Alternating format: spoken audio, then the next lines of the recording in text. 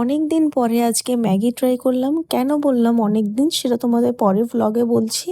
আসসালামু আলাইকুম এভরিওয়ান, কেমন আছো সবাই? তো চলো ভ্লগটা স্টার্ট করা যাক। আমি একদম উঠে পড়েছি সকাল থেকে, আর ভাবছো লাইটগুলো কেন জ্বালিয়েছি, তাই তো? আসলে কি বলতো, সকালে উঠেই দেখলাম যে একদম মেঘলা ওয়েদার, চারিদিক পুরো অন্ধকার, যেন মনে হচ্ছে একদমই ভোরবেলা। চারিদিক অন্ধকার, তাই ভাবলাম লাইটগুলো জ্বালিয়ে বিছানা তুলি। তো এই যে বিছানাটা দেখছো, সোফাটা, এটা হচ্ছে শাহির ঘুমায়। তো এর চাদর আমার চেঞ্জ করা হয়নি ঈদ থেকে, তো ভাবলাম আগে এই চাদরটা চেঞ্জ করে দিই। কারণ রুমের প্রত্যেকটা চাদর চেঞ্জ করেছি, ওই চাদরটা করা হয়নি কারণ বেশি নোংরা হয়নি তাই। তো এদিকে চাদরগুলো চেঞ্জ করে সব বালিশের ওয়ারগুলোও চেঞ্জ করে দিচ্ছিলাম, কারণ সব কিছুই নোংরা হয়েছে। আর ঈদ ছিল বলেই একটু বেশি দিন পেতে রেখেছিলাম। তারপর দেখছি আমার একটা দেওর এদিকে বস্তায় কি ভরে নিয়ে যাচ্ছে, জিজ্ঞাসা করলে জানতে পারলাম যে বিড়ালকে বস্তাবন্দি করে নিয়ে যাচ্ছে। আসলে ওর 15-20টা পায়রা আছে, সব খেয়ে নিয়েছে, তাই ওর আগেতে বিড়ালটাকে অনেক দূরে ফেলে দিয়ে আসবে। তো যাই হোক, এদিকে আব্বাজি দেখলাম বাজার থেকে অনেকগুলো শাক নিয়ে এসেছে, তো আমি শাক বাছতে বসে পড়েছি। আম্মাজি সেরকমভাবে শাক বাছে না, কারণ ওনার চোখে দেখতে একটু প্রবলেম হয়, কিন্তু যখন অনেকটা চাপ থাকে তখন চশমা পরে ঠিকই আমার সাথে শাক বেছে নেয়। আর না হলে নিয়মিত আমিই শাক বাছি। তো দেখতে পাচ্ছ এদিকে নোটে শাক আর এদিকে বর্মা শাক নিয়ে এসছে। তোমাদের ভাষায় এগুলোকে কি বলে একটু জানাবে। তারপর দুপুরবেলা খাওয়া দাওয়া, ঘুম দিয়ে একদম সন্ধেবেলা আমি ভিডিওটা অন করেছি।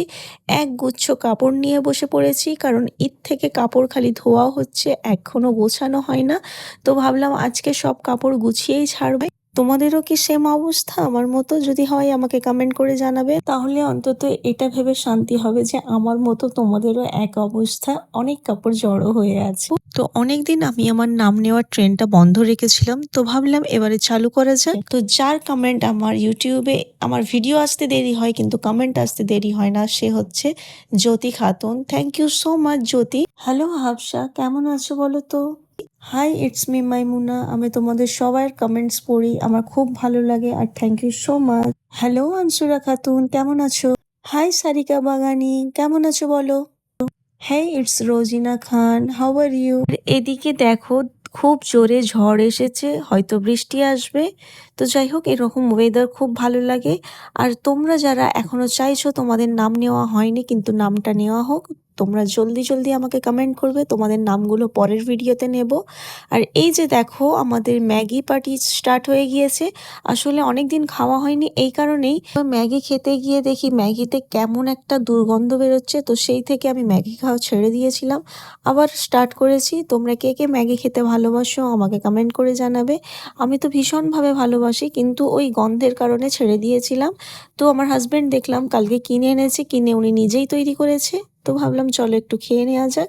আর আম্মাজি এগুলো একদমই পছন্দ করে না, আমরা খাচ্ছি, উনি নানা রকম ভাবে আমাদেরকে বোঝাচ্ছিল যে এটা এটা দিয়ে তৈরি, ওটা দিয়ে তৈরি, একদম খাস না।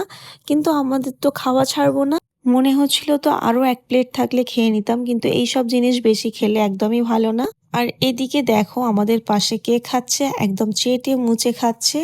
বলতে পারো কবজি ডুবিয়ে খাবে, কিন্তু কবজি যেহেতু ডুববে না তাই উল্টে পেয়ালাটাকে উল্টে পাল্টে খাচ্ছে। ম্যাগি তো ও খুব পছন্দ করে, কিন্তু পেট খারাপের জন্য ম্যাগি অতটা দিই না। আর চলো তোমাদের একটু সিহানের পাকামুগুলো শোনাই। কি অর্ডার করেছিস? সাইকেল। কটা? বুঝেনকে একবার বলে অর্ডার করে দিয়েছে, বুঝেন একটা সাইকেল, তারপরে আরেকটা আর দুটো সাইকেল আমি অর্ডার করেছি, তিনটে সাইকেল। আচ্ছা, কোথায় থেকে অর্ডার করেছো তুমি? ফ্লিপকার্ট থেকে। কবে আসবে তাহলে? এতদিন পর তাহলে আপনাদের ফোন আছে তো? হ্যাঁ, এতদিন হ্যাঁ এসেছিল। কবে আসবে বল, তুই দেখিসনি কবে আসবে? তোর আন্টি সাইকেল দেবে বললো, কি হলো, দেবে না তাই তো? বন্ধুদের সাথে তো সাইকেল চড়েছিলাম। তো সাইকেল তোর আন্টি দেবে বললো, কি হলো? এরে, তারপরের দিন গেলে এরে একজনকে দেইনি। ছি ছি ছি ছি ছি।